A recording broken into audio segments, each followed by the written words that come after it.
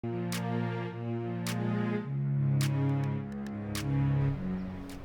Hi, I'm Dinah Scalia. Welcome to Cooking by the Sea with Chef Di.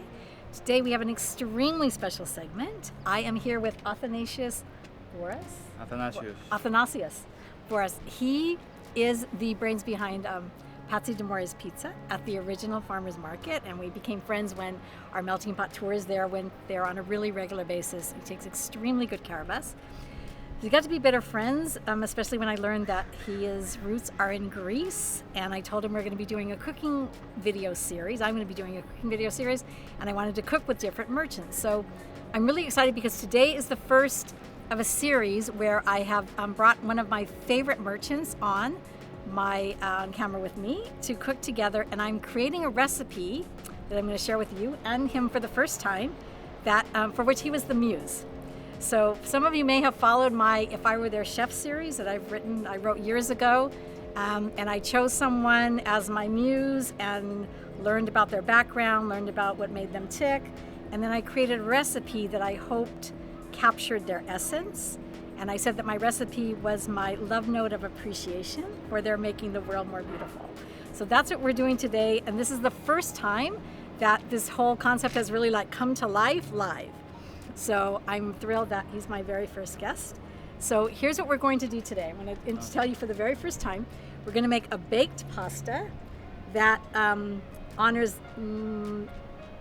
Greece because it's Greek inspired, but I'm Italian, so it kind of bridges the beauty of our two cultures and heritage together, countries together. So it's a little bit like, when I make an Italian pasta like this, I call it lasagna without layers. So as I speak about the ingredients, I'm going to explain why he was the inspiration for that. Greece is the inspiration for that. And this promises to be, of course, incredibly delicious at the end. So to begin, would you get the pasta out? We should have done that earlier. To begin, I'm going to just say for a minute, we're going to be using shell pasta for this. And that's because we both have a passion for the sea. Him being from Greece, me being from Italy, Redondo Beach. We love the sea, and shell pasta kind of represents that. Shell pasta is actually, maybe you know, is very rare to find. I don't know if you go shopping for this kind of thing, but a big grocery store will have shell pasta usually, but if you go to maybe a smaller store with specialty pasta, it's a little harder to find, so it's a little bit rare, which I like. Yeah, that's good. And then the other thing that I love is it was my dad's favorite pasta. So I kind of feel like my dad will be smiling on us right now from where he sees us. So shell pasta is going to be like the centerpiece of this. So I'm going to have you just set that aside for a moment. We'll mix that. We're going to deal with that later. First thing we're going to do is cook the meat that would be the meat sauce. That's going to make the meat sauce, begin the meat sauce for this. So lasagna always, well, not always, but lasagna will have a meat sauce. So we're going to do a Greek meat sauce. And could you bring that burner up? That'd be great. And to begin, thank you. I'm going to start with about 2 tablespoons or so of my roasted garlic butter. There is and this is going to be over on this burner. It's high heat. On your burner at home, you want to do this kind of over medium heat. So I'm going to add a couple tablespoons, a little bit of olive oil to that. Olive oil will keep the butter from burning, by the way. And once this heats up, the roasted garlic butter, by the way, the recipe, the link is in the comment section. This is one of my favorite popular signatures, my roasted garlic butter. When I was the bar chef, everything started with my roasted garlic butter, every dish, and the whole room smelled amazing all the time. So while that's heating up just a little, we're going to add a small diced red onion. So we have, over medium heat, we have roasted garlic butter, olive oil, and 1 small diced red onion. Now, we had a question earlier about onion making you cry when you chop it up. And I said that onion makes you cry when you chop it up if the onion is not fresh or your knife is not sharp. Some people might be hypersensitive to chopping onions. You know that? No. To chopping onions, but in my, my experts say that it's a dull knife or a onion that's a little bit old or not fresh. All right, so while the onion is cooking, you're going to cook this for a couple of minutes, just until it's soft. Everything is going to be baked, so nothing needs to be entirely, soft and fully cooked, if you will. It's going to be cooked in the oven after all anyway. To that, we're going to add 2 cloves of chopped garlic, minced garlic. That's the magic thing. Yeah.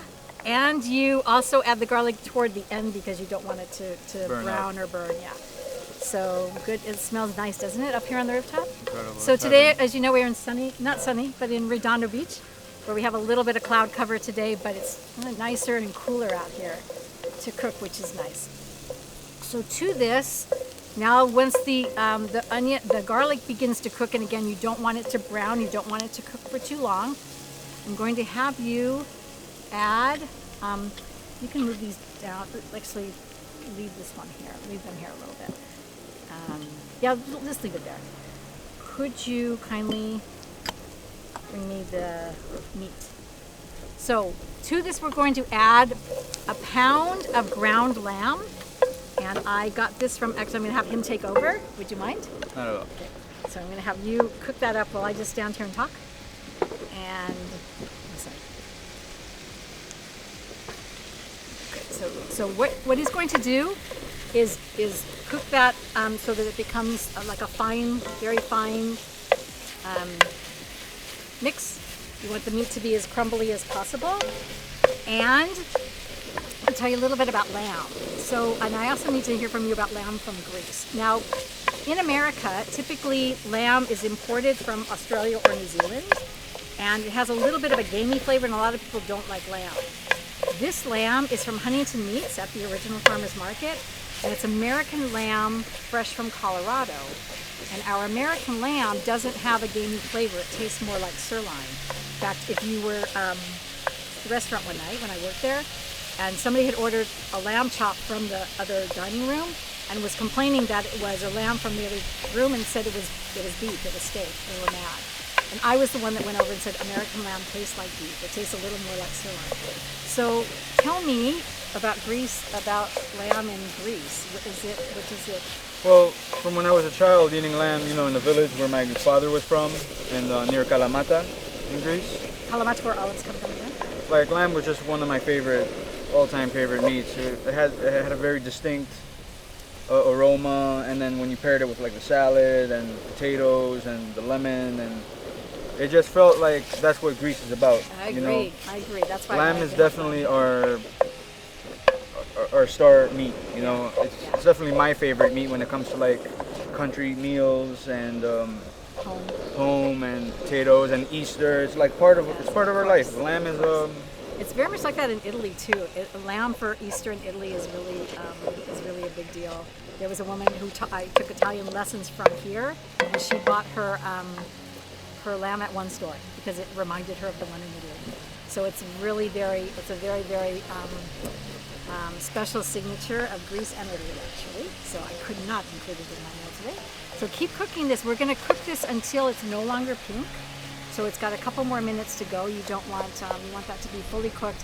What we're going to do next is we're going to set this aside, and then I'm going to take over at the helm and make a béchamel sauce, which is a classic French white sauce. It's kind of the base for a macaroni and cheese sauce. This isn't exactly Greek macaroni and cheese, but we are going to add a little bit of cheese to that. So how's it going with the burner here? The burner is kind of, is it working all right? Well, the wind is slightly taking down our temperature, but I'm sure if you're indoors, it'll be a lot easier to do this. It'll be a lot easier. It goes a lot faster. Yesterday it went really, really fast when I was kind of making this too, to try it out. Being in the breeze totally makes up for it, you know? Yeah, kind of like, it's like that. Like how often do you get to cook on the rooftop, right? All right, so that's doing well. Keep on with that. I'm going to add, while you do that, I'm going to reach over here. I'm going to add a little bit of salt and grind a little bit of pepper into it as well. There's going to be cheese in this, so we don't want it to be too salty. And if you're watching your salt intake, of course, that's important. And then the other thing I'm going to add is some oregano, dried oregano. When you add dried oregano to recipes, you want to pinch it between your fingertips because it releases the oils and the flavor really infuses a lot better that way. Right? It smells incredible, you know? Okay, great. So you're doing a fine job. You're a great assistant.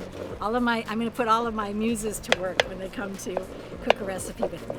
So this is going really, really well. Let's give it another couple of tosses. I'm going to have you set that aside in a moment, and I'll begin the bechamel sauce. So the bechamel sauce, by the way, it's going to start with my roasted garlic butter. So I'm going to turn the burner off. I'm going to actually, can you just put the pan on the table? I think it'll be all right, yeah? The pan itself? Yeah. I think we're going to like a hot plate or something. No. So put a few paper towels, maybe? Yep. Okay. Just getting our bearings here. We're going to move the meat aside. And thank you for that. All right, now, could you grab me the saucepan? Okay, now I'm going to take over. And I'll also need the milk and the flour that's in there. Okay, thank you.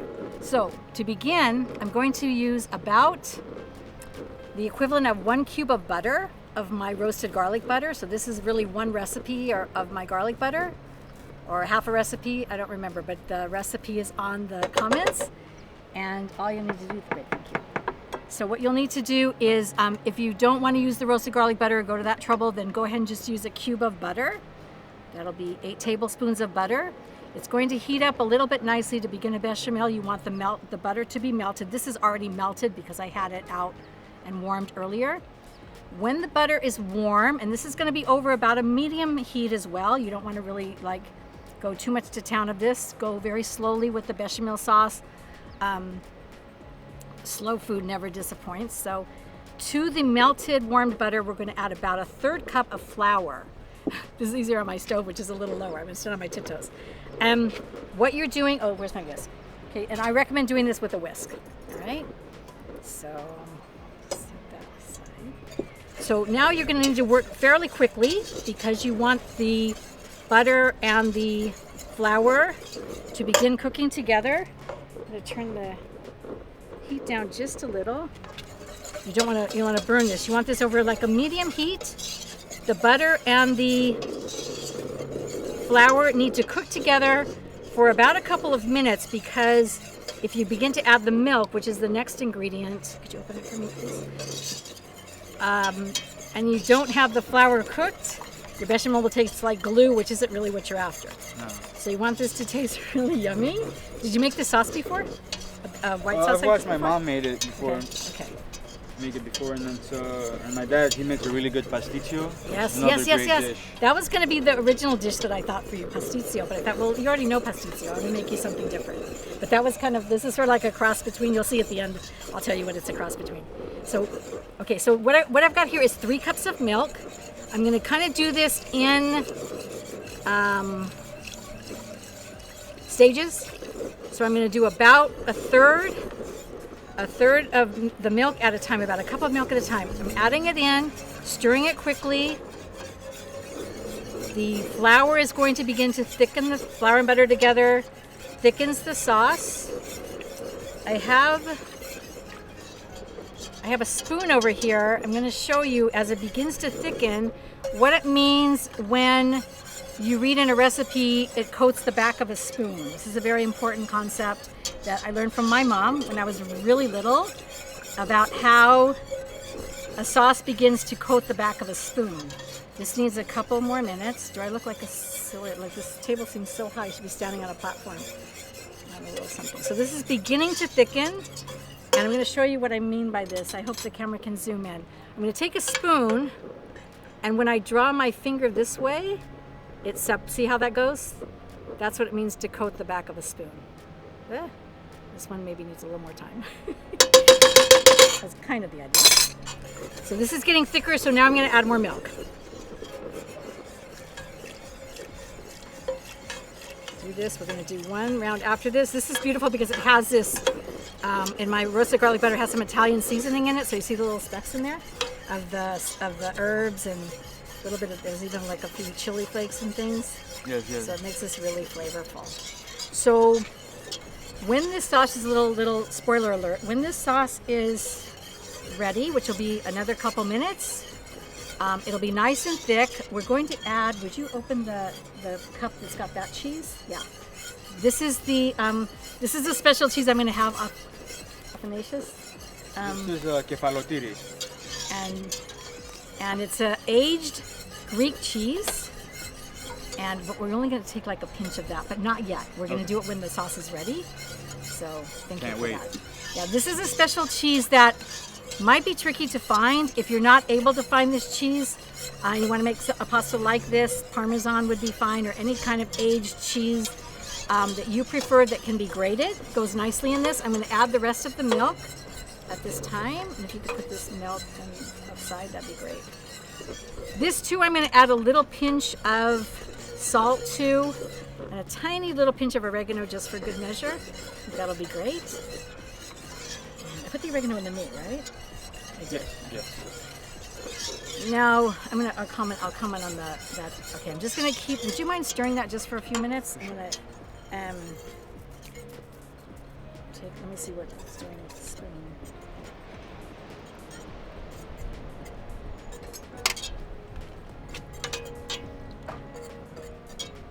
Okay, it's not as thick yet. Excuse me a moment.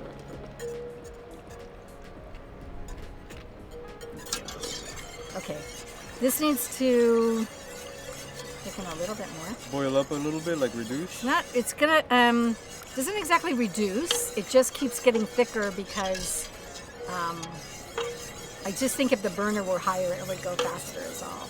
It's not too awful, and here's the deal.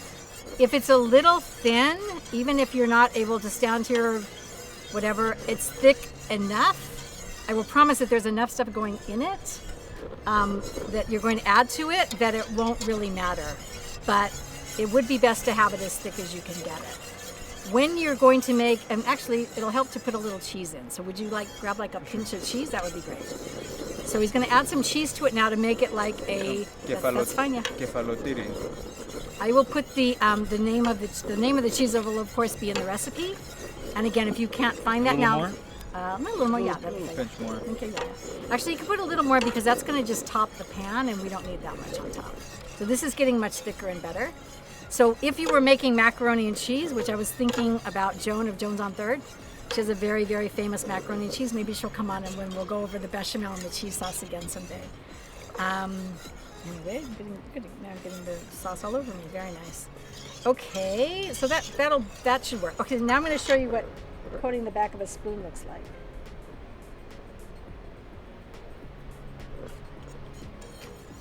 Yeah, you can feel it thickening up. See? Now you can coat the back of the spoon and you can see the difference. See how that goes? Mm-hmm. All right, okay. Okay, so for our next step, now we've made the delicious bechamel sauce. And the next step is to add the cooked lamb that my friend did so beautifully. So just go ahead and spoon all of that in. The lamb will yield a little bit of fat. You're just going to pour everything into the bechamel sauce. Everything's going to be cooked together. And any fat that's yielded in the pan, that remains in the pan, is just going to be the base of the dish. When you make lasagna, when I make lasagna, Italian lasagna, I begin with the sauce on the bottom of the pan. So that's exactly what we're going to do here. And let me just mention, while I'm thinking of it, because I forgot, we're cooking in cast iron today because we both have a passion for cooking in cast iron. We think it's the ultimate cooking vessel, I guess. Vessel or receptacle. Vessel's a good one, yeah. So thank you very much for doing that. So go ahead and stir that up. I'm going to speak about the second part of the inspiration, if you will. We were talking about pasticcio earlier. Pasticcio is like a Greek pasta dish, right? Pasta dish, baked pasta. And then there's spanakopita, which are little triangles made with phyllo pastry, which is another day, whole separate story, phyllo pastry, with spinach and feta cheese. Now, what happened was, a few years ago, like in another lifetime, we had this really beautiful Greek restaurant in Torrance, and a friend of mine knew the owner and asked him on my behalf if I could cook with the chef, who was from Greece. And I said, I would love to do that. He said, I asked him for you, and he said yes. I go, oh, that's great. They set this all up without me knowing.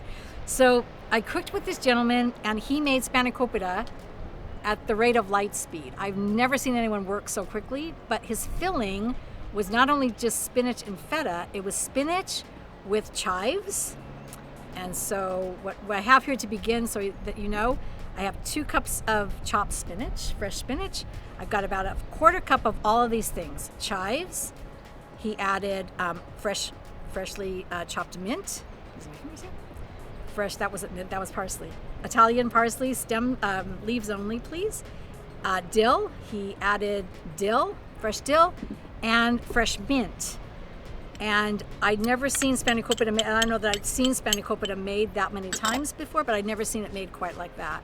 So I promise you it yielded like some of the best little turnovers I ever had. So tell me, do you know what you typically put in it, or your family? You want like a spanakopita? Mm-hmm. Well, I know mainly it's spinach and feta cheese. Right, and right. then olive oil, and then the phyllo dough. Right, right. So I don't know if my mom had any secrets, if she added a little bit of mint or a little bit of dill. She hasn't taught me that yet.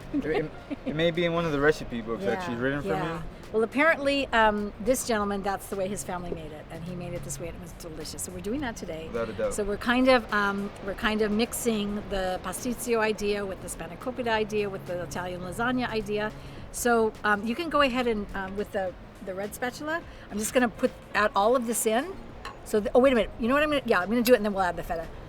So this, my friends, would be like one of my layers in lasagna. This would be like, I would liken it to that, because when I make lasagna, I create a layer of spinach and ricotta cheese and some egg and some Parmesan and breadcrumbs, not breadcrumbs, Parmesan. And that's like the green layer of the lasagna, or the green flecks that, you know, comes through in the lasagna. So I'm gonna set all these aside and then mix in 1 cup of fresh feta, and this is French feta. You might have remembered the conversation we had a few weeks ago from Mr. Marcel at the original farmer's market. And I didn't want to tell my friend here what his recipe was going to be, but I wanted to make sure he would eat everything that was in it. So I said, which feta do you like? And he said he liked the French feta at Mr. Marcel at the original farmer's market, and so do I. It's my favorite one. It's really good. So we agreed on that, and so that's why I added this. So this mix is all going to be what is going to encase the shell pasta, which I'm getting to in a moment. All right, so now, as you see, we have like this big bundle of goodness, as my sister would say, in the pot. The shell pasta comes out quite easily because after I cooked it, I doused it with some olive oil to keep it kind of in motion, if you will, so it would be easy to mix into this. And this is 1 pound of shell pasta, cooked al dente according to the package directions. You cook it for about 13 minutes or so in a big pot of boiling water. Now, let me tell you about how we're going to do this. We're going to put this back into the deep dish cast iron skillet. If you don't have a deep dish cast iron skillet, you can use a glass pan, 9x13 pan. Any type of pan like this that you have, a lasagna style pan, will be beautiful for this. When we put it in the pan, we're going to sprinkle it with some more of the Greek cheese, and I'm gonna come clean about something that I did last minute that I didn't realize. We're making this in my mama's cast iron skillet because it's very special to me. I think it's going to be really great. And the one we're going to bring out later to show you, as if we baked it, fresh for you. I baked actually earlier, and it's going to be in a smaller skillet. The reason that the 2 skillets aren't identical is because I used to have 2 identical cast iron skillets, and I gave one away to someone who was starting a new home, and I thought they should have a cast iron skillet. So now I have 2 cast iron skillets instead of 3, and they're not the same size. So this one goes well. A pound of shell pasta goes beautifully in a larger dish or a deep dish, cast iron skillet or Dutch oven, something like that. All right, just so you know, just to be entirely transparent with you. So what I'm going to also do is show you how I would recommend you bake this. So I have a baking dish here and parchment paper. I'm only lining a baking dish with parchment paper because in case your dish were to overflow, you don't want that overflowing on the bottom of your oven. Trust me, you don't want that. So would you be kind enough to get the skillet now? Maybe you can just spoon it in. Okay. Put it here. And let you take over. And you just spoon it with that rubber spatula, works nice. So make sure it's mixed very, very well. Everything is incorporated, and it starts to smell really wonderful. You could eat it just like this, right? You could eat it like this, but It smells ready to go. when it bakes with the cheese melted on top and everything, it's really irresistible. I recommend that. So again, the recipe and all the details, everything else you'll need to know is in the comment section. What I do is, where's the oregano go? I think it's right over there by Yeah. the little bowl. Let's see. That's all right. Yeah, you want to get all this sauce. That's on top. This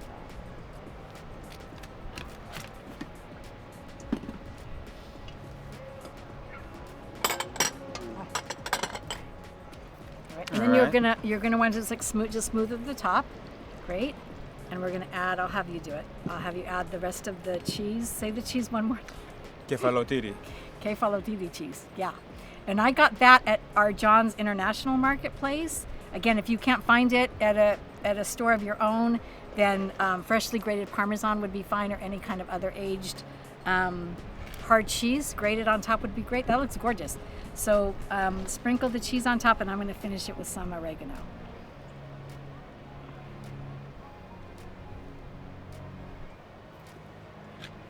Let that lid go.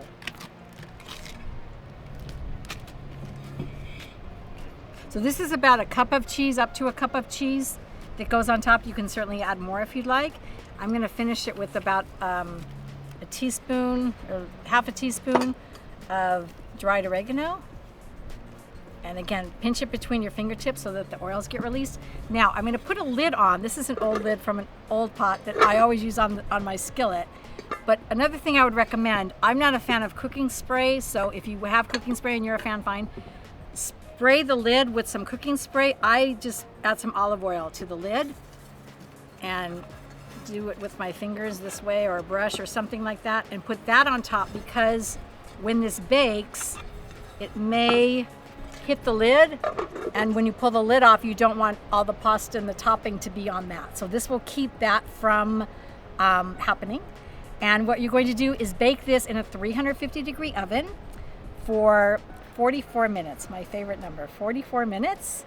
And we're going to show you what it looks like when it's all ready when we come back. So hey, we're back, and we have a beautiful rendition of our Greek-inspired layered pasta. And look at what we have. Yeah, you can really see the herbs that are showing through the bechamel sauce. The cheese just melted onto the shell pasta. It melted really beautifully on there, like really. Like, and then the specks of the sauces, they're just like, it's just so inviting. Yeah, you know, and it's got some of everything that I think really represents like Greece and with a little bit of Italian influence. So we're gonna dig in and let you know how it tastes. All right. So I'm gonna go ahead first. For sure. Yeah. Help yourself. You can put it down. You can put the pan down if you want.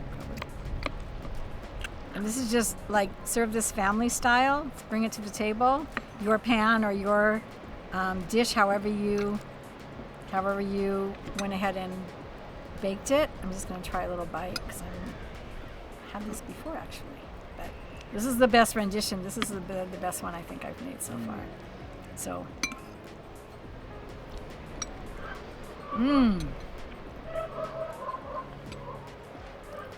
Oh my God.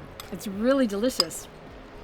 Like all the herbs are just, you know, just amazing. You know, with the bechamel is just so creamy. Yeah. And then the cheese and the lamb is delicious. You can taste the lamb.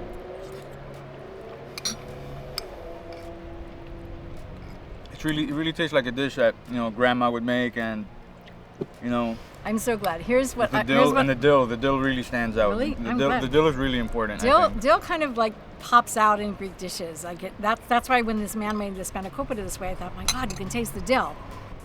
So as a final note to our time together here in our outdoor kitchen, I just want to say that in my experience as a chef, I want everyone to know this, the highest, most exalted compliment I ever receive is that, I hope I don't start to cry, is that people tell me that my food reminds them of home. Oh. So if I were your chef, I would want to prepare something for you that I know that your family is not here, and I would want to prepare something that made you feel, warm and comforted, cared for, and at home. So I hope that this does that. What do you think of this? Well, you really captured that with the shells, because I love the ocean, and Greece is like just covered in ocean, and just all this good food, and the bechamel is just one of my favorite sauces. This is just like a great combination of. Somehow when I cook for a muse, I sort of intuit what. I don't even know how I knew that bechamel was your favorite. And I've had people say to me, "Oh my God, how did you know?" I didn't know. I mean, I didn't know. I just intuitively knew.